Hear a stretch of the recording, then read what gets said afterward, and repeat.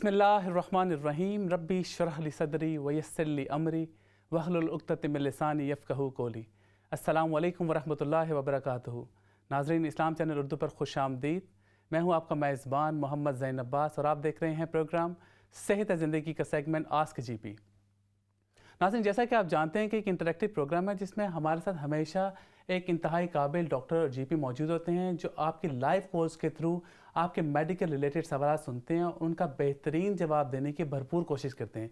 इसी तरह आज हमारे साथ स्टूडियो में मौजूद हैं डॉक्टर साकिब महमूद साहब। डॉक्टर साहब अस्सलाम वालेकुम। वालेकुम सलाम। डॉक्टर साहब एक जीपी होने के साथ एक प्रोफेसर का दर्जा रखते हैं with special interest in diabetes and cardiology. Doctor साहब की एक खसूसियत ये भी है कि ये इनसे मैं खुद बजाते खुद और मेरी वालदा भी इनकी जो मेडिकल कंसल्टेंसी है उससे मुस्तफ़ीद हो चुके हैं और इंतहाई फ़ायदा हुआ। मैं समझता हूँ कि अल्लाह ताला ने डॉक्टर साहब को इल्म के साथ साथ शफा भी इनके हाथ में रखी है। और एक शेर मेरे जहन में आता है कि माली दाकम पानी लाना पर मशकां लावे, माली दाकम पानी लाना पर मशकां लावे, मालिक दाकम फल फूल लाना लावे या ना लावे। तो यकीनन अल्लाह ताला के ख़ास करम भी है जो अल्लाह ताला ने शफा दी होती है किसी के हाथ में। और मेरा ख्याल है डॉक्टर साहब को ये अल्लाह ताला की तरफ से एक ख़ास खसूसियत अल्लाह ताला ने इनको अनायत की। डॉक्टर साहब जिससे रिलेटेड मैं आपके पास आया और मुझे उसका फ़ायदा भी हुआ जिस मेडिकल रिलेटेड, मेरे ख्याल हम गुफ्तगू का आगाज़ इसी सवाल से करते हैं कि जो हार्ट बर्न की प्रॉब्लम है और एसिडिटी की प्रॉब्लम है और हमारी एशियन कम्युनिटी में स्पेशली बहुत ज़्यादा कॉमन भी है, तो ये क्या वजह होती है? और majority of the time GP जो है इसको सिर्फ एक ऑफ द शेल्फ मेडिकेशन पे आपको लगा देते हैं जिसका अक्सर लोगों को फ़ायदा नहीं होता। तो इसका क्या इलाज है, क्या वजह होती है और किस तरह से लोगों को घर में इसका ट्रीटमेंट करने की पॉसिबिलिटी है? बहुत शुक्रिया ज़ैन आपका इस प्रोग्राम में मुझे बुलाने का। तो ये जो मसला आपने ज़िक्र किया एसिडिटी का, ये बहुत ज़्यादा कॉमन है और ख़ास तौर पे हमारी एशियन कम्युनिटी में बेइंतहा पाया जाता है। और ये यूजुअली जो है लोग इसको पहचानते नहीं या इनकी समझ नहीं होती कि ये इस मामले से चल रहा है। तो लोग जो हैं उनके डिफरेंट सिम्टम भी हो रहे होते हैं, ऐसे कि खांसी उनको शुरू हो जाती है, उनको समझ नहीं आती कि रिफ्लक्स है क्या। उसके लिए आप बिल्कुल बेसिक्स में चले जाएं और मैं आपको समझाना चाहता हूं कि होता क्या है। तो आपका जो मैदा होता है स्टमक, उसकी एक कैपेसिटी होती है कि इतना आप उसके अंदर खाना डालें। अगर आप उसको जो है ज़रूरत से ज़्यादा उसमें खाना खाएँ और उसको पूरा ऊपर तक अगर उसको आप भर दें, उसके बाद फिर आप एक्सरसाइज ना करें और आप जाके सीधे लेट जाएं, तो होता ये है कि सीने वो जो मैदे का जो मुंह है उसका माउथ वो खिंच जाता है। तो इसकी ऊपर जो वो होता है स्फिंक्टर्स को कहते हैं जो बंद होने का, वो ढीला हो जाता है। उसके बाद मैदे में हो क्या रहा है, ये ब्लेंडर है। तो ये एक चीज़ है जो उसको स्टमक जो है डाइजेस्ट कर रहा होता है खाने को। उसके अंदर तेज़ाब होता है, जूसेस होते हैं सारे, तो मिल रहे होते हैं। अब होता ये है कि जब वो काम चल रहा है डाइजेशन का और आपने जाके उसको भर दिया ऊपर तक, ढक्कन तक, और फिर आप जाके लेट गए, तो क्या होगा? अगर एक बोतल है पानी वो ऊपर तक भरी हुई है, उसको आपने ऐसे कर दिया तो क्या होगा? वो चीज़ें जो है उसकी सारी पीछे जाने लगेंगी। तो समझेंगे कन्वेयर बेल्ट जो है ऐसे कि आप देखते हैं यूँ जा रहा होता है, वो रिवर्स गियर में जाने लगता है। इसको कहते हैं रिफ्लक्स। और फिर खाली ये बात नहीं है, उसमें फिर लोगों को फील होता है कि ये जलन हो रही है सीने में ऊपर तक। बिल्कुल। और मुझे याद है कि मुझे प्रॉब्लम ये होता था, सुबह जब मैं उठता तो लगता था कि गला ख़राब है, एक गले में खराश सी, एक बर्निंग सी सेंसेशन है, खराश सी है। तो ये भी रिफ्लेक्स की वजह से। बिल्कुल। तो उसमें कई चीज़ें होती हैं। एक तो ये होता है कि लोगों को रात में जब वो सोते हैं तो ये रिफ्लक्स हो जाता है, तो उल्टा जो तेज़ाब है ऊपर जाता है और जैसे पानी की लहर होती है समंदर की, आके चली आती है। सुबह उठते हैं तो उनको तेज़ाबियत तो नहीं होती, लेकिन उनको फ़ील होता है कि गला पूरा जकड़ा हुआ है या फिर ऐसा लगता है कि सोर थ्रोट हो गया है। फिर वो फ़ोन करते हैं, जीपी को जाते हैं, उनको आधी स्टोरी बताते हैं। तो उनको फिर ये लगता है कि हाँ भाई ये जो है गला ख़राब हो गया है, एंटीबायोटिक दे दी जाए। वो खाते हैं, उससे फिर कभी फ़ायदा होता है, कभी फ़ायदा नहीं होता, और ये साइकिल चलता रहता है। फिर वो समझते हैं कि और स्ट्रॉन्गर एंटीबायोटिक दी जाए, लेकिन उनको ये शिकायत रहती है कि मुस्तकिल गला ख़राब रहता है हमारा, और गले में ऐसी चीज़ रहती है जैसे कि कोई चीज़ फंसी हुई है। तो बार बार पानी पिएँ तो भी उनको लगता है कि गले में कोई चीज़ अटकी हुई है। वो होता ये है कि गला जो आपका जल जाता है। तेज़ाब जैसा तेज़ाब होता है, अगर वो अंदर में भी आए, आपके अंदर की झिल्ली को वो वरम डाल देता है, तो मुस्तकिल फ़ील हो रहा होता है कि भाई ये कुछ हुआ है, कुछ चीज़ अटकी हुई है, और ठीक अपने टाइम पे हो जाता है। तो उसकी सबसे बड़ी चीज़ ये है कि आपका लाइफस्टाइल बिल्कुल गलत है, कि खाना आपने खाया हद से ज़्यादा, चिकनाहट वाला खाना खाया, तेल वाला, और उसके बाद जाके ना एक्सरसाइज किया आपने, उसको भी खाना भी इतना ज़्यादा खा जाए कि स्टमक की कैपेसिटी को फुल कर दिया। मेरा ख्याल है टाइमिंग बड़ी इंपॉर्टेंट है। हाँ। डॉक्टर साहब मैं सर नाज़िम को रिमाइंड करता चलूँ, क्योंकि ये एक इंटरेक्टिव प्रोग्राम है। आप कोई भी मेडिकल रिलेटेड सवाल डॉक्टर साहब से कर सकते हैं और हम इसकी भरपूर कोशिश करेंगे कि आपको बेहतरीन जवाब दिया जाए। लाइव कॉल्स के लिए नंबर आपकी स्क्रीन पर मौजूद है।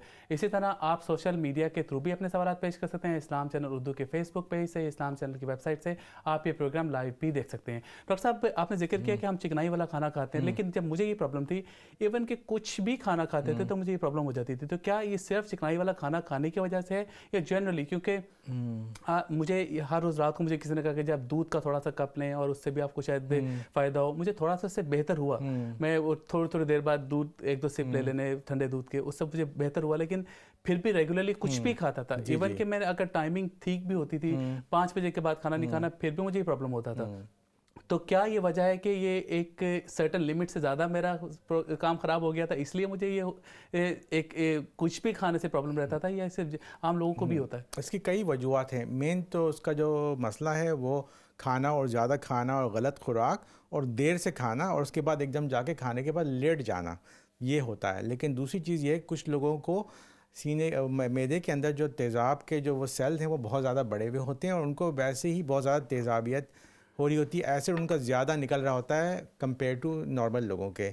या फिर उन लोगों को टेंशन होती है, किसी लोगों को परेशानी में मुब्तला होते हैं, स्ट्रेस होता है, बहुत सारी चीज़ें, इसकी वजह से जो है मैदे पे असर पड़ता है और तेज़ाब बहुत ज़्यादा निकलने लगता है। तो आपका शायद ये था कि लाइफस्टाइल आपकी ऐसी है, भाग दौड़ ये वो, उसकी वजह से आपका जो है एसिड जो है बहुत ज़्यादा बढ़ गया था और वो काफ़ी अरसे से चल रहा था। और जो आप चीज़ कर रहे थे दूध लेने से, उससे होता है कि टेम्परेरी तो रिलीफ हो जाता है, लेकिन बॉडी उसको फील करती है कि नहीं अब और तेज़ाब चाहिए, बिकॉज वो आपने न्यूट्रलाइज़ कर दिया, तो उससे उल्टा और तेज़ाब आ रहा था।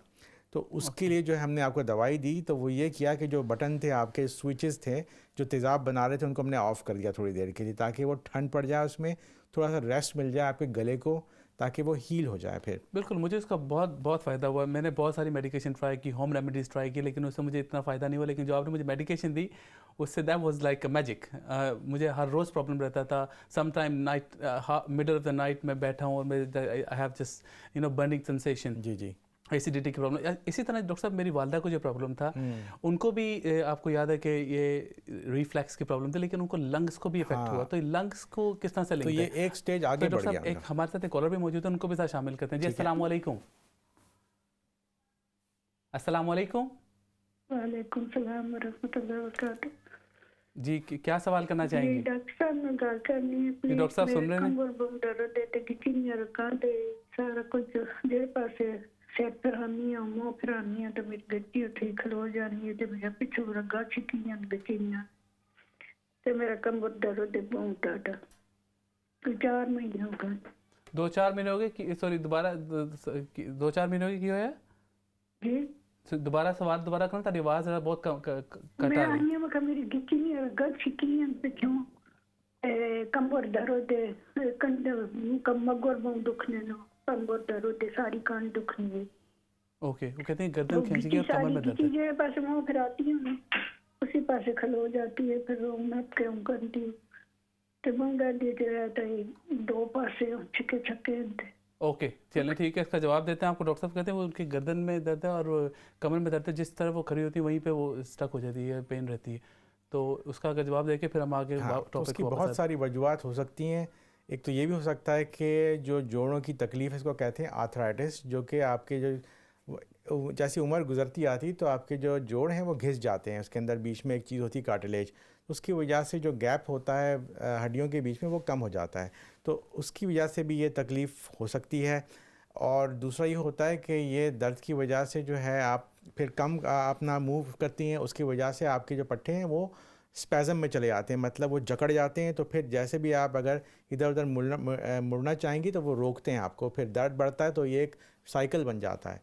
उसमें यह है कि एक्सरसाइज करने की ज़रूरत है, एक्सरे करवा के देख सकते हैं कि कोई प्रॉब्लम नहीं। कभी कभी ये डिस्क होती है जो बीच में होती है हड्डियों के नीचे, एक रबर की जो रिंग होती है वो कभी कभी बाहर निकल जाती है, तो फिर ये नर्व को दबाती है।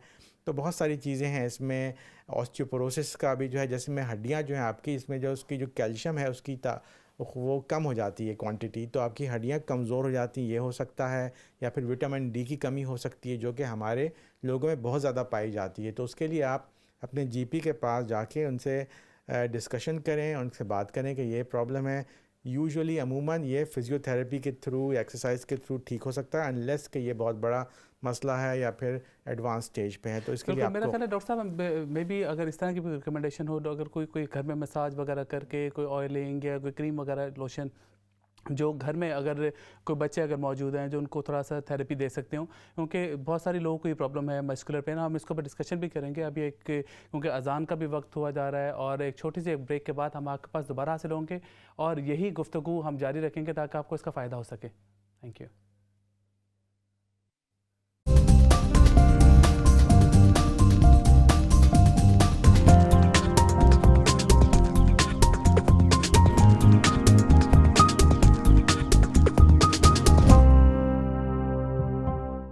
नाज़रीन, welcome back from the break. आप देख रहे हैं प्रोग्राम सेहत ज़िंदगी का सेगमेंट आस्क ए जीपी।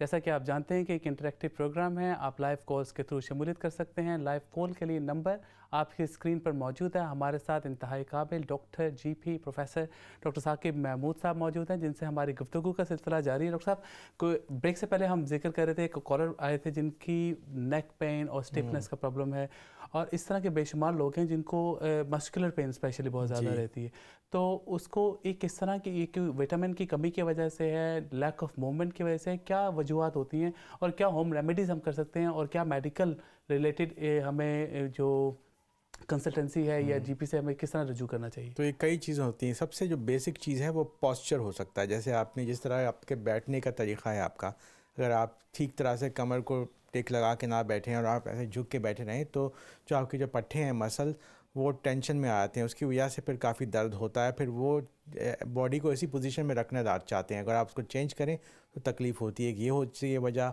दूसरी, हमारे जो एशियन कम्युनिटी में है, जो हम लोग बहुत सारे लोग हिजाब पहनते हैं या फिर कवर करके रखते हैं, बाहर नहीं निकलते हैं, उसकी वजह से सन जो है सनलाइट एक्सपोजर नहीं होता, उसकी वजह से आपका जो विटामिन डी है उसकी बेइंतहा कमी होती है हमारी जो कम्युनिटी के अंदर है। उसकी वजह से कई वजूहत होती हैं कि कैल्शियम की कमी हो जाती है बॉडी में और फिर जो आपकी जो बोन्स हैं वो वीक हो जाती हैं। उसके अलावा जो कैल्शियम की कमी की वजह से, विटामिन डी की कमी की वजह से मसल्स भी वीक होना शुरू हो जाते हैं और मुस्तकिल इन लोगों को दर्द रहता है। तो ये सबसे बेसिक चीज़ जो है वो एक विटामिन डी का ब्लड टेस्ट करा देना चाहिए, पहली बात। दूसरी चीज़ ये है कि एक्सरे करवा के देख लें कि कोई ज़्यादा डैमेज नहीं है, उससे पता चल जाएगा कि बोन्स की जो हेल्थ क्या है, कि हड्डियों के अंदर इतने कैल्शियम है कि नहीं, वो पता चल जाएगा। उसको हम कहते हैं ऑस्टियोपोरोसिस। अच्छा डॉक्टर साहब, आपने जिक्र किया विटामिन डी का, क्या कोई ऐसे फ्रूट्स या वेजिटेबल्स जो हम रेगुलरली घर में लें जिससे विटामिन डी की जो कमी है उसको कोई पूरा किया जा सकता है, बजाय इसके कि हम कोई स्पेसिफिक टैबलेट लें या मेडिकेशन लें? अब कोई नेचुरल कोई इस तरह की चीज़ मौजूद है? सबसे नेचुरल चीज़ और सबसे बेहतरीन चीज़ है वो है सूरज। और सन में आपका जो स्किन जो है उसको एक्सपोज किया जाए तकरीबन आधे घंटे, फिर रंग काला हो जाएगा, फिर लोग नहीं जाएंगे। वो सारे मसले तो हैं। और अगर आपने सनस्क्रीन लगाई हुई और फिर एक्सपोज करें तो वो फिर ब्लॉक हो जाता है, उससे फिर आपकी जो विटामिन डी है वो मैन्युफैक्चर नहीं होती। इसीलिए सबसे बेहतर यही होगा कि जो है ओवर द काउंटर जाके विटामिन डी की जो दवाई है वो टैबलेट्स हैं वो ख़रीद ली जाएं और उसको ले लें। अगर दवाएं नहीं खा सकते, स्प्रे भी मौजूद है आजकल जो लोग इस्तेमाल करते हैं, कई तरीके के डिफरेंट ड्रॉप्स भी हैं, बहुत सारे ड्रॉप्स हैं, स्प्रे है, टैबलेट्स हैं, वो ले लिया जाए तो बेहतर है। ये सब लोगों को लेना चाहिए, बिकॉज हम इस कंट्री में रहते हैं, यहाँ धूप इतनी होती नहीं है, तो मुस्तकिल जो है लोगों को ये प्रॉब्लम रहती है और ये डायग्नोज भी ठीक से नहीं होती। अच्छा डॉक्टर साहब, क्या अगर कोई ज़्यादा मेडिकल विटामिन डी ले ले तो वो नुकसान देते हैं? कोई अगर किसी की बॉडी में ऑलरेडी नेचुरली मौजूद है ना विटामिन डी, और अगर आप उसके बावजूद कोई विटामिन के कोई टैबलेट, ड्रॉप्स या कोई स्प्रे वगैरह ले लेते हैं तो बॉडी को नुकसान तो नहीं पहुँचाता? जी, ये वाला जो विटामिन डी है, क्योंकि ये फैट सॉल्युबल विटामिन है, तो ये जाके लिवर में स्टोर होता है, तो अगर हद से ज़्यादा भी अगर हो जाए तो भी नुकसानदेह होता है। लेकिन अमूमन जो रिसर्च से पता चला गया है कि बेइंतहा लोगों के हद से ज़्यादा कम है, मतलब जो एक लोअर लिमिट होती है उससे भी कम होता है। इसको हम कहते हैं कि प्रोफाउंडली लो, लेकिन बेइंतहा कम। उसके से नुकसान उनको 10-15 साल के बाद पता चलते हैं कि उनकी या तो एकदम से फ्रैक्चर हो जाता है क्योंकि हड्डी वीक हुई हुई होती है, फिर जोड़ों की प्रॉब्लम हो जाती है, मसल की, या मुस्तकिल उनको थकन रहती है। तो कई अलामात होती हैं जो कि डायरेक्टली नहीं उसको इंडिकेट करती हैं कि ये विटामिन डी है। तो ब्लड टेस्ट बड़ा आसान है, बिल्कुल आराम से पता चल जाएगा। एक तो ये चीज़ है, दूसरा एक्सरे करवा लें, तीसरा ये कि अगर फिजियोथेरेपी करवा सकते हैं, एक्सरसाइज करें, लेकिन ख़ुद भी एक्सरसाइज करें, चलें फिरें, अपने गर्दन को घुमाएं और फिर या मसाज करवा लें या फिर कोई ओवर द काउंटर मेडिकेशन ले लें, पेन किलर, ये करके देखें। बिल्कुल ठीक है डॉक्टर साहब। जो हम टॉपिक पे इनिशियली डिस्कशन कर रहे थे, जो मेरी वालदा को भी जी। प्रॉब्लम था ये रिफ्लैक्स वाला, और जी। उसके बाद लंग्स में जो इन्फेक्शन स्टार्ट हो गया, जी। तो ये किस तरह इंटर रिलेटेड है? और आपने जिक्र किया पहले ब्रेक में कि रिफ्लैक्स जो है ये बाज़ औक़ात लगता ही है कि हार्ट बर्न और एसिडिटी की प्रॉब्लम है, लेकिन some time it can be heart related as well. तो वो क्या वजह है, किस तरह से पता चलता है कि हार्ट रिलेटेड है या ये खाली रिफ्लैक्स की प्रॉब्लम तो है? अगर ये एसिडिटी जो है उन लोगों को होने लगे, तेज़ाबियत की तकलीफ़, जिन्होंने नॉर्मल उनकी डाइट है, गलत खाना भी नहीं खाते, ज़्यादा भी नहीं खाते, और कोई अलामात नहीं है, और वो फिर जब अपनी दवाई ले रहे हैं ओवर द काउंटर जाके जो होती है एंटासिड वगैरह, उससे ठीक नहीं हो रहा हो, तो ये भी हो सकता है कि ये हार्ट अटैक की अलामत है पहली दफ़ा। हमारे साथ एक कॉलर मौजूद है, उनको तो शामिल करते हैं। सर जी अस्सलाम वालेकुम। वालेकुम सलाम जी, कौन बात कर रही हैं, क्या सवाल करना जी। चाहेंगे? मैं मिसेस शाह बोल रही हूँ। जी मेरा मसला ये है कि मेरे घुटनों में बेइंतहा दर्द होता है, रात में 3 बजे के बाद टीसें पड़ती हैं, और मेरे घुटनों में आर्थराइटिस भी है। ओके। और मैं विटामिन डी की जो है वो 20,000 IU वंस अ वीक गोली ले रही हूँ। Okay, once a week. Once a week जी। ओके, और आपका वेट कितना है? वेट मेरा है 52 kg। ओके डॉक्टर साहब, कोई सवाल करना चाहेंगे? तो और कोई आपको मर्ज़ तो नहीं, ऐसे कि शुगर की बीमारी तो नहीं है, ब्लड प्रेशर की नहीं है, या हार्ट की बीमारी? नहीं, अल्हम्दुलिल्लाह मुझे शुगर और ब्लड प्रेशर नहीं है, लेकिन अभी रिसेंटली जो है वो कोविड के तो मैंने तीनों जैब्स ले लिए हैं। फिर रिसेंटली एक हुआ कि वो कूलों में भी जो है दर्द होने लगा है, कूलों की हड्डियों में, नीचे पैरों में भी। अच्छा। तो वो सुबह में ज्यादा होता है, फिर दिन में वो फेस आउट हो जाता है। अच्छा। ओके। तो कोलेस्ट्रॉल की कोई दवाई तो नहीं ले रही जिसको हम कहते हैं स्टैटिन? नहीं, कोलेस्ट्रॉल की कोई दवाई नहीं ले रही। अलबत्ता मैंने एक नए किसी ने रेकमेंड किया है, तो कैल्शियम, मैग्नीशियम एंड जिंक और विटामिन D3 के ये टैबलेट 2 पर डे ले रही हूँ। तो अगर आप ये 20,000 यूनिट ले रही हैं तो काफ़ी ठीक ठाक डोज है, तो वो काफ़ी होगा मेरे ख्याल से। ये है कि आपको ये जीपी ने दिया या आपने खुद ये? नहीं, मैंने जीपी ने नहीं दिया। जीपी तो हमारा कुछ देता ही नहीं है, तो फिर वो कहता तुम खुद ही खरीद लो। देखें, ये जो है ना काफ़ी बहुत हाई डोज है ये, तो इसके लिए जो है उन्हीं लोगों को दी जाती है जिनके लेवल्स बहुत ज़्यादा नीचे होते हैं, तो कहीं ऐसा ना हो कि आप इसको ओवरडोज कर जाएं। सबसे बेहतरीन तरीका यही है कि इसका एक ब्लड टेस्ट करवा लें। मुझे ये लगता है कि आपने 20-20 हज़ार की ले ली है, तो ऑलरेडी टॉप अप हो चुकी है आपकी विटामिन डी, उसकी ज़रूरत नहीं है। फिर सिर्फ मेंटेनेंस डोज की ज़रूरत है, जो आप ओवर द काउंटर जो आप ख़रीदती हैं, तो वो आप जो है कर सकती हैं, लेकिन इसको इन्वेस्टिगेट कराने की ज़रूरत है। दूसरी चीज़ ये है कि जब इतना अरसा चल रहा है और सारी चीज़ें आपने ठीक की हैं, हो सकता है कि ये आर्थराइटिस हो, जिसको कहते हैं वेयर एंड टेयर। जी हाँ, वो ने कहा है, डॉक्टर ने कहा है कि आर्थराइटिस है मुझे। जी, तो उसका तो फिर यही है कि उनको कहें कि रेफ़र कर दिया जाए, फिर वो ऑर्थोपीडिक सर्जन होते हैं, वो देखते हैं कि इसके लिए क्या किया जाए, क्योंकि अगर दवाइयों से आराम नहीं मिलता और काफ़ी तकलीफ़ है, तो नेक्स्ट उसका जो ट्रीटमेंट होगा, हो सकता है कि सर्जरी हो, ये भी हो सकता है। अच्छा, ये कैल्शियम, मैग्नीशियम और जिंक लूँ या नहीं लूँ इनको? वो आपको जो बाज़ार से जो ख़रीद सकती हैं ना, वो ठीक है, क्योंकि उसमें कम मकदार होती है। लेकिन जो 20,000 वाली आप कह रही हैं, ये थोड़ा मुझे इससे तशवीश हो रही है कि बहुत ज़्यादा ना ले लें आप। तो वो आप ले सकती हैं जो हेल्थ शॉप में मिलती हैं, उससे कुछ नुकसान नहीं होगा। लेकिन बेहतर ये कि अगर आप वो ब्लड टेस्ट भी करवा रही हैं, ब्लड टेस्ट तो बहुत उसके बाद ज़रूरी है, करा के अगर देख लें, ताकि आपको पता तो चल जाए कि आपका लेवल कितना है। ये बहुत ज़रूरी है आपके लिए। बिल्कुल ठीक है डॉक्टर साहब, कंटिन्यू करते हैं टॉपिक के ऊपर, जो लंग्स से जो कनेक्शन है। बिल्कुल। तो हार्ट का मैंने कहा कि अगर कोई और अलामत ना हो और आउट ऑफ द ब्लू ये होने लगे, और जो एसिड की दवाई लेने के बाद भी आराम ना मिले, तो ये भी मुमकिन है कि ये हार्ट अटैक की अलामत है। तो फ़ौरन उसके लिए इमीडिएट जो है तिब्बी इमदाद की ज़रूरत है। फ़ौरन जाके आपको चेक कराना चाहिए कि भाई कहीं हार्ट का प्रॉब्लम तो नहीं है। कभी कभी हार्ट अटैक जो होता है वो बिल्कुल वही सिम्टम नहीं देता जो तकलीफ़ देने वाले होते हैं हार्ट के, लेकिन कभी कभी ये इस तरह का अलामत भी होती है। लेकिन हम वापस जाते हैं उस टॉपिक पे जो आपकी मदर का था।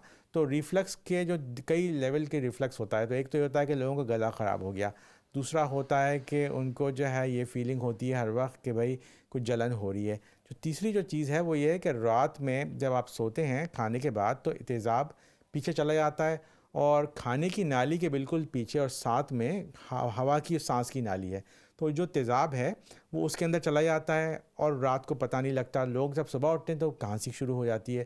तो ये आहिस्ता आहिस्ता जाता रहता है। उसके बाद ये होता है कि जो फेफड़े जो हैं आपके लंग वो इफ़ेक्ट हो जाते हैं और खांसी मुस्तकिल हो रही होती है, लोगों को मुस्तकिल खांसी हो रही होती है। तो जो आपको याद होगा, मैंने सबसे पहली चीज़ आपको कही थी कि आपकी मदर का जो बिस्तर है उसको ऊँचा कर दें आप। और आपने मुझे फिर कहा कि एकदम से उनको आराम हुआ, बेहतर हुआ, खांसी जो है उनकी कम हो गई। वो यही हुआ कि ग्रेविटी के तरीके से आपने रोक दिया।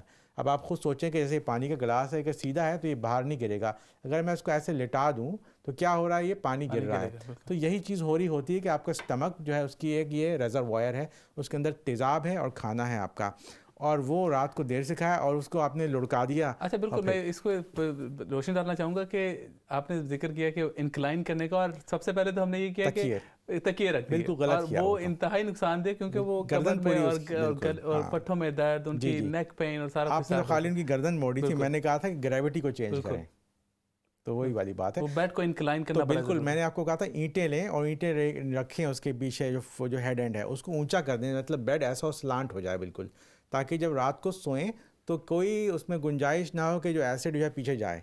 सबसे जो बेहतरीन और इजी जो रेमेडी है रिफ्लेक्स की वो ये है सबसे पहली। दूसरी चीज़, खाना देर से ना खाएं, बहुत जल्दी खाएं, ताकि जब तक आप सोएं तो खाना हजम हो चुका हो और मेदे से निकल चुका हो, और स्मॉल पोर्शंस में, और छोटे पोर्शन में खाएं। ज़्यादा तेल और चिकनाहट वाला और मिर्चों वाला खाना ना खाएं, क्योंकि उससे भी बढ़ता है रिफ्लक्स।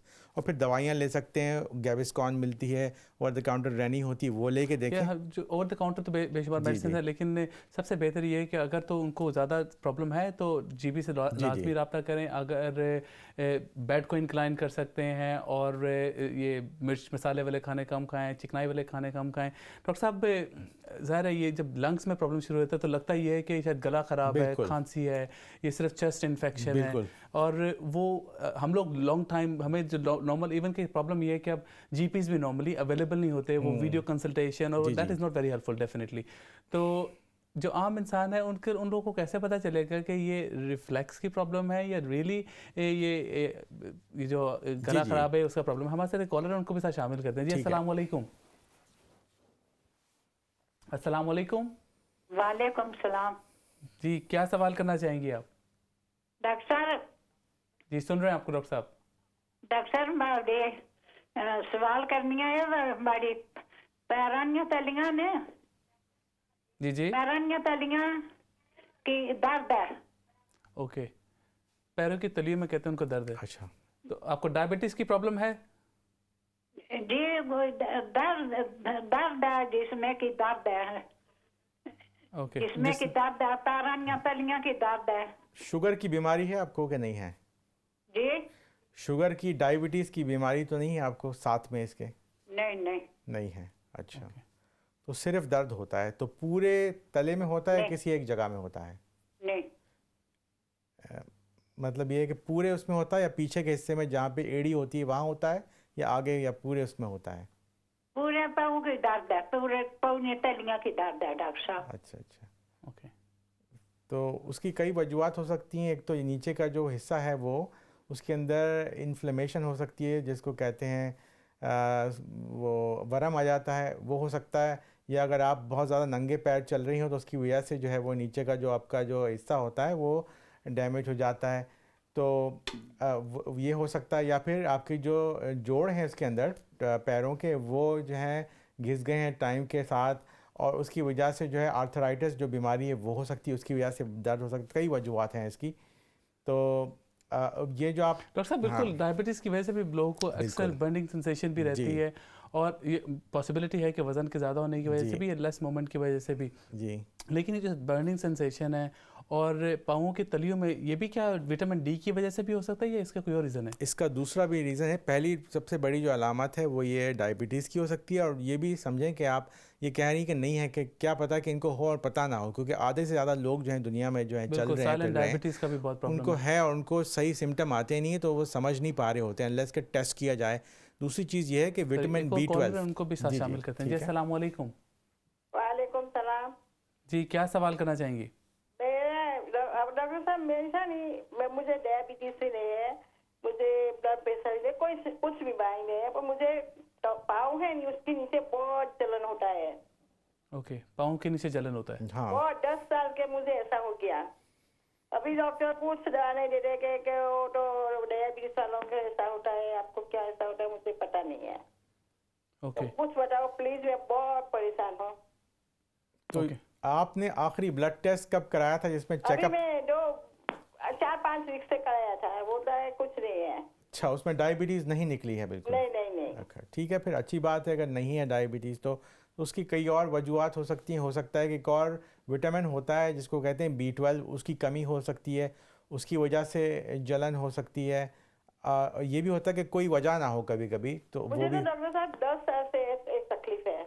हाँ, तो ये हो सकता है कि नर्व डैमेज हुई हुई हो किसी वजह से भी, उसकी वजह से होता है। अच्छा तो डॉक्टर उसकी साहब, फिर बिल्कुल हाँ बहुत सारे लोगों को प्रॉब्लम है जो बर्निंग सेंसेशन, मेरे वालिद साहब को भी प्रॉब्लम रही है। जी। आपने बताया विटामिन B12, जी। और वो कोई क्या ऐसी चीज़ है, क्योंकि उनको होता है कि रात को मुझे कोई पाँव के नीचे कोई लोशन लगा दे या कोई चीज़, इफ़ इज स्लीपिंग तो ब्लैंकेट से बाहर रखें पाँव, वो बिल्कुल जी जी काफ़ी इरिटेटिंग हाँ, होता है और जी, जी। आपकी स्लीप भी डिस्टर्ब होती है। हाँ। तो क्या रेमेडीज़ आप नॉर्मली ले सकते हैं, स्पेशली जिस तरह अभी हमारी एक बहन ने कॉल की, उनको जी, भी जी। प्रॉब्लम है, तो क्या होम रेमेडीज़ और किस तरह के टेस्ट वगैरह? अभी उन्होंने ब्लड टेस्ट भी कराया, वो जी, भी जी। सब कुछ नॉर्मल है, डायबिटीज़ की प्रॉब्लम जी, भी जी। नहीं है। तो एक तो विटामिन आपने बताया जी, कि जी। शायद उसकी कमी हो सकती है। B12 जो होता है ये आप ख़रीद के भी खा सकते हैं, लेकिन यूजुअली इसके इंजेक्शन लगाए जाते हैं। इसका टेस्ट होना चाहिए देखने के लिए कि कितना कम है। अगर तो डायबिटीज़ बिल्कुल यकीनन नहीं है तो फिर और भी अलामत हैं, और भी चीज़ें हैं जिनकी वजह से होता है। हो सकता है विटामिन डी की कमी हो, या ज़्यादा मुमकिन है कि B12 की कमी हो। एक और चीज़ होती है फॉलिक एसिड, उसकी कमी हो सकती है। ये सारी चीज़ें जो विटामिन हैं ये नर्व को तक़वियत देते हैं, नर्व्स को। जैसे नर्व ऐसी चीज़ें होती हैं जैसे कि वायर्स होती हैं घर की, उसके ऊपर जो एक रबड़ की जो चीज़ कोटिंग लगी होती है, वो उस चीज़ को ये ताकत पहुंचाती हैं ये विटामिन। अगर वो कम हो जाएं तो उसके अंदर वो डैमेज हो जाते हैं, और फिर पहली जो अलामत होती है वो यही होती है कि मरीज़ कहता है कि हल्के से छूने से ऐसा लगता है कि बड़ा तेज़ी से किसी ने वो किया, टच किया है, या फिर बड़ी जलन हो रही है, या खाली कपड़े जो हैं बिस्तर के वो भी टच हो रहे हैं तो तकलीफ़ हो रही होती है, या गर्मी फील हो रही होती है, या पिन्स अच्छा, एंड नीडल्स। आपने जिक्र किया फॉलिक एसिड का, जी। आपने बल्कि मेरी वालदा की प्रॉब्लम थी कि वो मुंह में अल्सर की, जी वो भी फॉलिक एसिड से एक उसका इलाज आपने दिया, जी लेकिन जी फॉलिक एसिड अगर कमी होने की वजह से क्या प्रॉब्लम्स होती हैं, और कितना को ये कारआमद रहता है जो फॉलिक एसिड की जो मेडिकेशन है? ये भी काफ़ी लोगों को इसकी कमी पाई जाती है, और उसकी अलामत ये होती है कि मुंह में छाले हो जाते हैं। जब खाना खाएं तो तकलीफ़ हो रही होती है, फिर लगता है कि कोई ऐसे जो आंवले आ गए हों उसकी वजह से, तो जलन होती है मुंह के अंदर, या फिर आपकी जो ज़बान है वो बिल्कुल लाल हो जाती है, या फिर उसके अंदर निशान पड़े हुए होते हैं, या तकलीफ़ हर वक्त रहती है। ये अलामात भी हो सकती है कि ये कमी है उसकी वजह से, या फिर B12 और फॉलिक एसिड दोनों भी कम हो सकते हैं, या फिर आयरन जो होता है उसकी कमी की वजह से भी ये चीज़ें हो सकती हैं। तो हम एक साथ एक चीज़ नहीं चेक करते, बल्कि 3 चीज़ें चेक की जाती हैं, आयरन और B12 और फॉलिक एसिड, साथ में विटामिन डी। अगर ये सारी चीज़ें इनमें से कोई भी कम है तो बड़े आसानी से इनको रिप्लेस किया जा सकता है। ये आप ख़रीद सकते हैं ख़ुद बाज़ार से या हेल्थ शॉप से, और उसको इससे बड़ा आराम मिलता है लोगों को। बिल्कुल, आजकल तो जीपीस के पास क्योंकि प्रेशर बढ़ा है और जी, लोगों जी। को जाना, सारा ब्लड टेस्ट कराना भी जी, मुश्किल जी। है, लेकिन ये रिकमेंडेड यही है कि आप अपने जीपी के साथ लाजमी रुजू करें, और ताकि एक प्रॉपर चैनल के थ्रू आपको ब्लड टेस्ट और उसकी रिपोर्ट की बेस पे आपको मेडिकेशन दी जाए। डॉक्टर साहब, नर्व्स का आपने जिक्र किया कि जो नर्व की भी प्रॉब्लम जी। हो सकती है, जो बर्निंग सेंसेशन है, जी। तो उसका क्या ट्रीटमेंट होता है नॉर्मली? और नर्व क्या ये कोई वीकनेस की वजह से है, या कोई दबाव में आ जाने की वजह से है, या कोई एक्सीडेंटल इंजरी की वजह से भी हो सकता है? इसकी कई वजूहत हैं। नर्व जो होती हैं आपकी, ये बिजली की तारें होती हैं बिल्कुल। उनका काम होता है कि सिग्नल पहुंचाना और लेके जाना वापस। अगर इनके अंदर कोई चीज़ बीमारी हो जाए नर्व के अंदर, या डैमेज हो जाए, सर्किट शॉक तो उसकी वजह से शॉर्ट सर्किटिंग कहते हैं ना, तो शॉर्ट सर्किटिंग हो रही होती है। ये जो चीज़ें जो लोग कह रहे हैं कि जलन, इसकी वजूहत ये भी हो सकती है कि रीढ़ की हड्डी में डिस्क का प्रॉब्लम हो गया है, और वो डिस्क थोड़ी सी बाहर निकल आई है और वो दबा रही है उस नर्व को। तो जब नर्व को इरिटेशन होता है तो ये नर्व एक ही तरह से बताती है अपने आप को, या तो उनको सुन्न हो जाता है कि कहते हैं कि छूने की जो है वो ख़त्म हो गई बिल्कुल, कि पहचान ही नहीं हो रही कि कोई चीज़ फ़ील हो रही है, या बहुत ज़्यादा फ़ील हो रही है हल्का सा छुआ, ये हो सकता है, या फिर पिंस, उनको ऐसा लगता है सुइयाँ चुभ रही हैं। ये सारी अलामात नर्व की अलामात हैं, और उसकी कई वजूहत हैं। डिपेंड करता है कि असल मसला क्या है। अगर तो ये डिस्क का प्रॉब्लम है तो वो सर्जिकल मामला है ऑर्थोपीडिक का, कि वो देखें किस हिसाब से डिस्क निकली हुई है, उसकी या तो ऑपरेशन हो सकता है। ज़्यादातर लोगों को फिजियोथेरेपी और एक्सरसाइज से वो रिलीज़ हो जाती है, जिसको कहते हैं ट्रैप नर्व। तो ये भी एक हो सकता है। मतलब एक सोशल मीडिया के थ्रू सवाल आया, वो कहते हैं कि वो हामला खातून है और उनको अभी बिल्कुल 37 वीक्स हैं, और अब उनको पिंस एंड नीडल की प्रॉब्लम होती है, वीकनेस सी महसूस होती है, तो ये भी क्या वीकनेस की वजह से है या कोई और वजह हो सकती देखिए, है? प्रेगनेंसी में काफ़ी सारी चीज़ों का स्ट्रेन होता है, क्योंकि उसमें दो जानें होती हैं, एक तो बच्चा जो पैदा होने वाला है और जो खुद खातून। तो उसमें जो रिक्वायरमेंट होती है, जैसे विटामिन डी है, B12 है, ये नॉर्मल लोगों से ज़्यादा होती है। इसीलिए हम लोग जब ये हामिला औरतें होती हैं, इनका पता चलता है कि प्रेगनेंसी शुरू हो गई, तो उनको ऑटोमेटिकली हम लोग कहते हैं, इनकरेज करते हैं कि आप शुरू कर दें विटामिन डी, फॉलिक एसिड भी शुरू कर दें, और B12 की भी जो है उनकी जो डोज़ होती है वो हायर होती है कंपेयर टू नॉर्मल लोगों के। तो ये चीज़ें तो बिल्कुल रेस्टोर कर देनी चाहिए।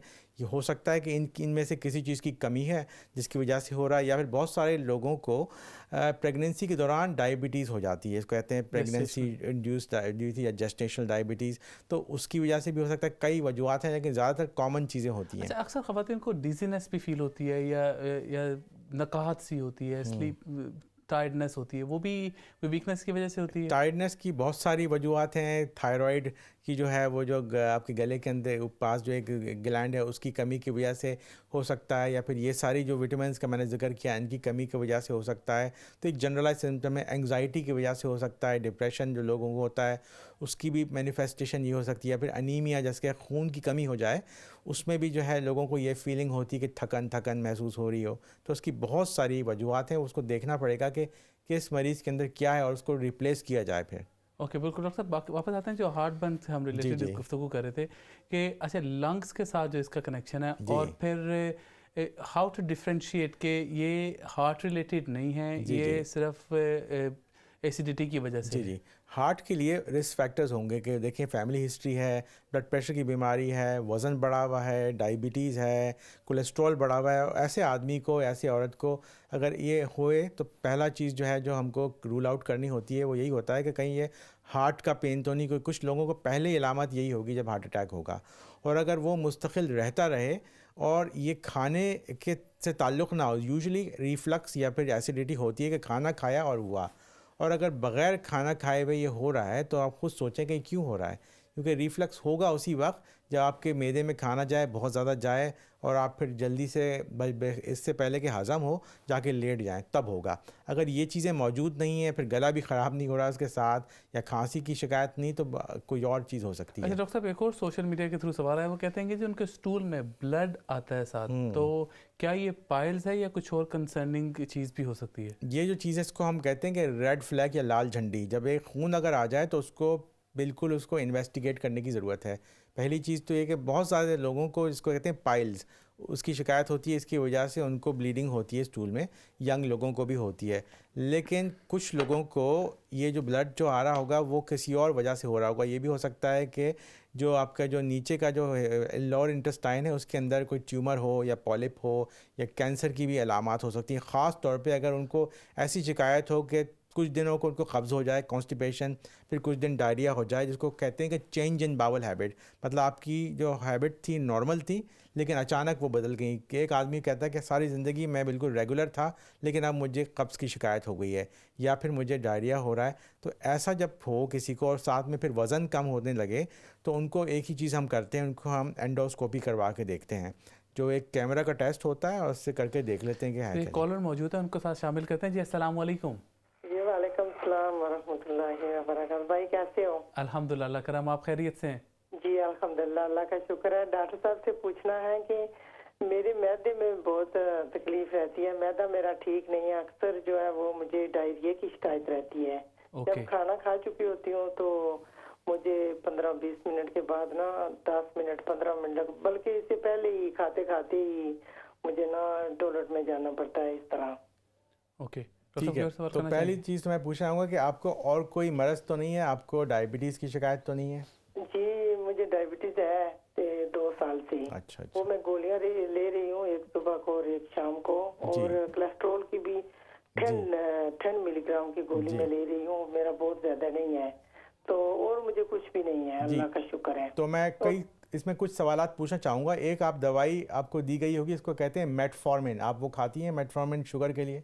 जी बिल्कुल खाती हूँ। कभी कभी इस मेटफॉर्मिन की वजह से भी साइड इफ़ेक्ट होता है लोगों को, कि जब वो ले लें आप अपनी डायबिटीज़ के लिए और फिर खाना खाएं तो उनको डायरिया की शिकायत हो जाती है। तो ये भी एक मुमकिन है अलामत कि इसका साइड इफ़ेक्ट हो रहा है, जिसकी वजह से आप अपनी जो मेटफॉर्मिन है उसको आप चेंज करवा सकती हैं। सॉरी डॉक्टर साहब, एक और कॉलर जी। मौजूद है, उनको भी साथ शामिल करते हैं, फिर जी, जी। इकट्ठे जवाब देते हैं। जी, ठीक है, अस्सलाम वालेकुम।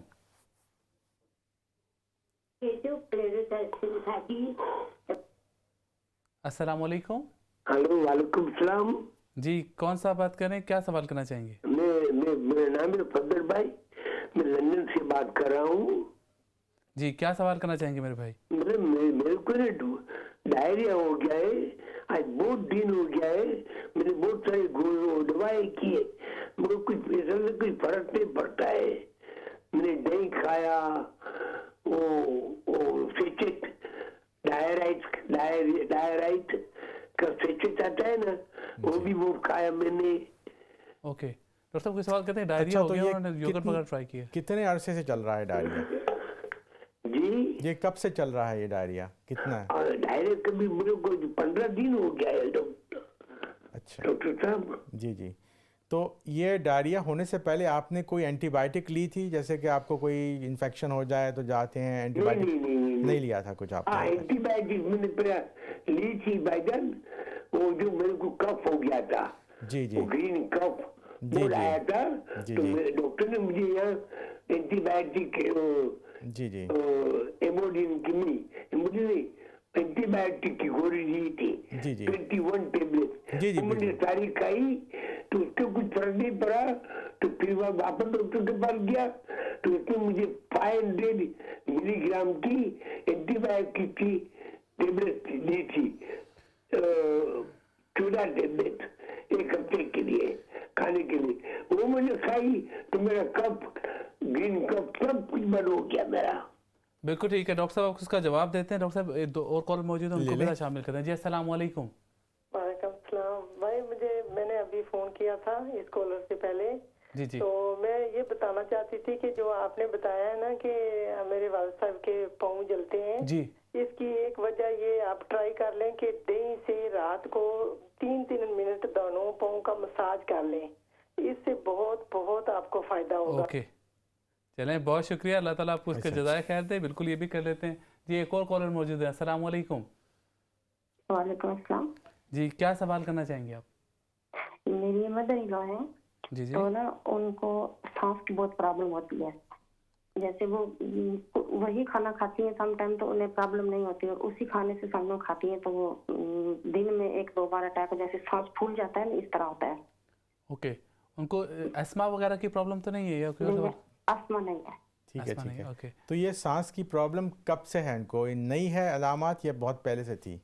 नहीं, पहले तकरीबन 1 साल से वो थोड़ी कोई 6-7 महीने पहले ना वो थोड़ी गिर गई थी, अच्छा तो हॉस्पिटल में गई, तो उसके बाद थोड़ा शुरू हुआ।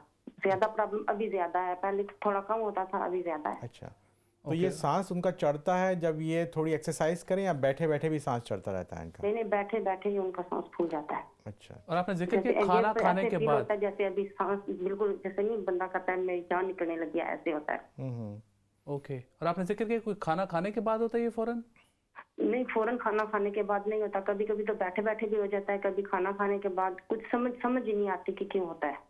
ओके, चलिए, बिल्कुल ठीक है, इसका जवाब देते हैं। Thank you so much doctor साहब। बड़ा लिमिटेड सा टाइम है हमारे जी, पास, जी। क्योंकि प्रोग्राम आपको पता है कि लिमिटेड सा टाइम होता जितने हो है। सके पूरी ले कोशिश लेते हैं। करते हैं कि हम ज़्यादा जी, से जी। ज़्यादा कॉलर्स लेके उनकी मेडिकल रिलेटेड सवाल का जवाब दे सकें। तो सबसे पहले जो हमारे पास फ़ोन कॉल थी, डायबिटीज़ के तो फ्रॉम लास्ट 2 ईयर्स उनको है, कोलेस्ट्रॉल की भी मेडिकेशन ले रही जी है, जी बिल्कुल। और उनको कोई वो डायरिया हो जाता है खाना बिल्कुल, खाते डायरिया खाते। बिल्कुल जी प्रॉब्लम जी। है, हाँ। तो उसमें एक तो ये हो सकता है कि ये उनको साइड इफ़ेक्ट हो रहा है मेटफॉर्मिन जो दवाई है उसकी वजह से, तो उसको चेंज करवा के स्लो रिलीज़ वाली मेटफॉर्मिन मिलती है, इसकी वजह से ये चीज़ जो है ये ठीक हो सकती है।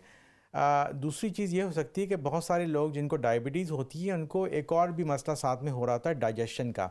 जो आपका जो पैनक्रियास है उसका काम एक तो इंसुलिन देना है, दूसरा उसमें डाइजेस्टिव जूसेस भी देना है, तो उसकी कमी भी हो सकती है, उसकी वजह से ये हो सकता है।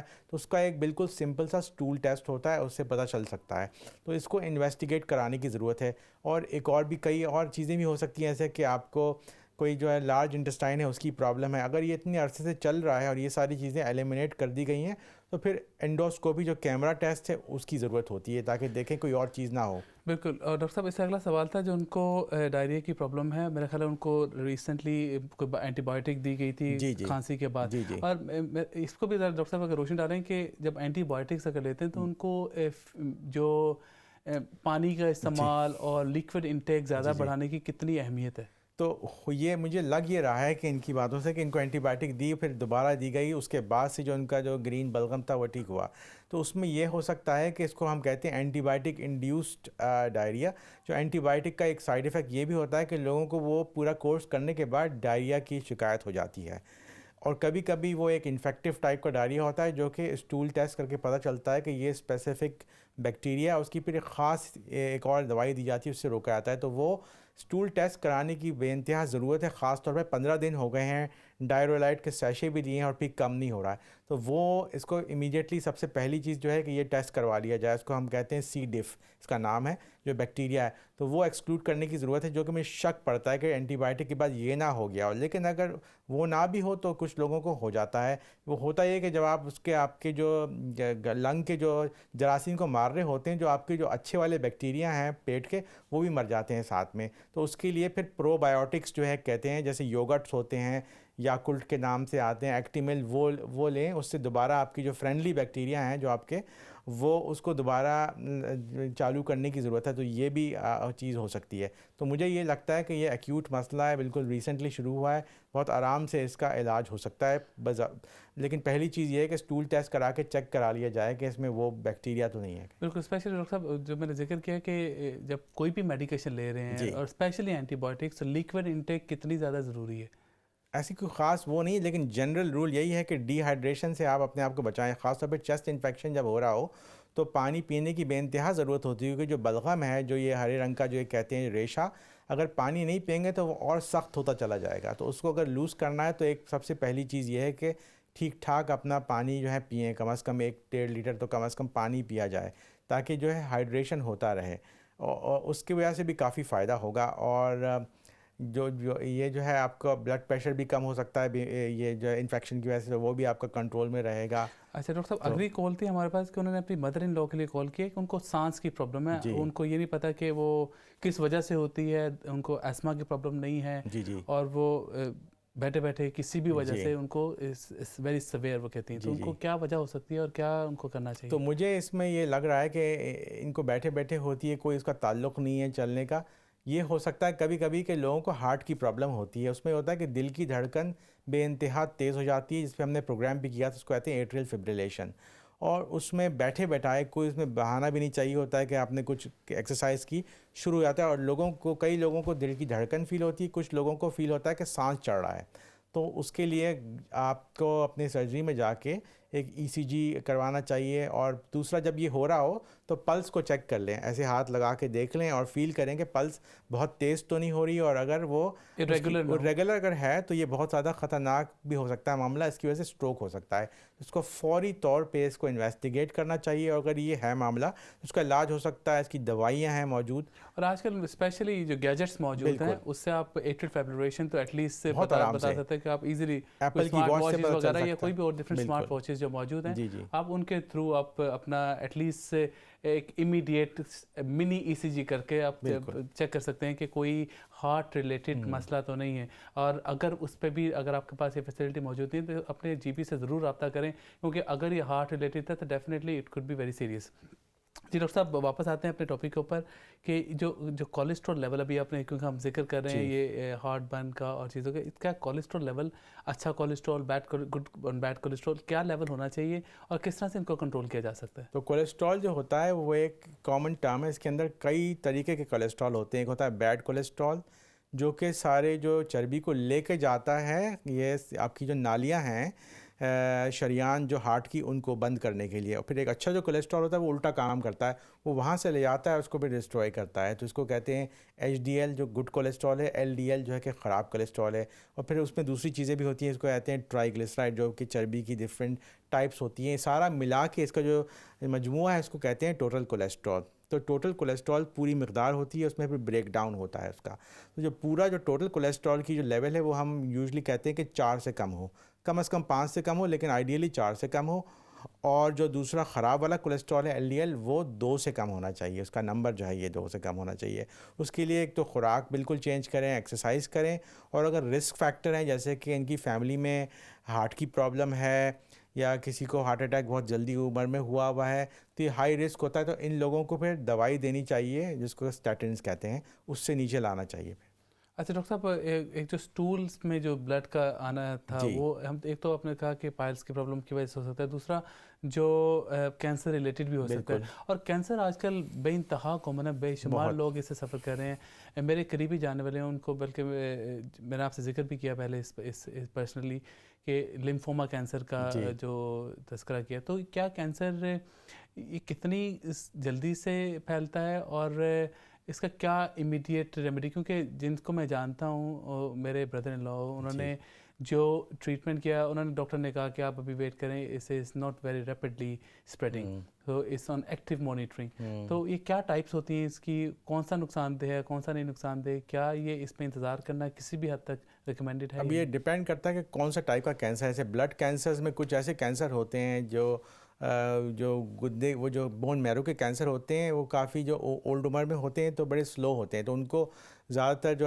हेमेटोलॉजिस्ट हैं वो कहते हैं कि हम ब्लड काउंट चेक करके देखते रहेंगे, और अगर बिल्कुल ठीक है तो उसको चलने देंगे, अगर गिरे तो उसमें टॉपअप कर दें। लेकिन दूसरे जो एग्रेसिव कैंसर होते हैं जैसे लुकीमिया है, लिम्फोमा, इसका इलाज इमीडिएटली करने की ज़रूरत है, बिकॉज अगर उसमें देर कर दें तो फैल जाता है। बिल्कुल ठीक है डॉक्टर साहब, आज का प्रोग्राम में बिल्कुल इख्तितामी मराहिल में है, क्योंकि हमारे पास लिमिटेड टाइम होता है और हमारी कोशिश ये होती है कि आपके ज़्यादा से ज़्यादा सवालात ले सकें और उनका बेहतरीन जवाब दें, ताकि आपको अल्टीमेटली फ़ायदा हो सके, आपके नॉलेज में इजाफा हो सके। ये हमारा एक छोटी सी एफर्ट है, एक पब्लिक सर्विस मैसेज है, ताकि हम एक खिदमत खल्क का बेहतरीन नमूना पेश कर सकें।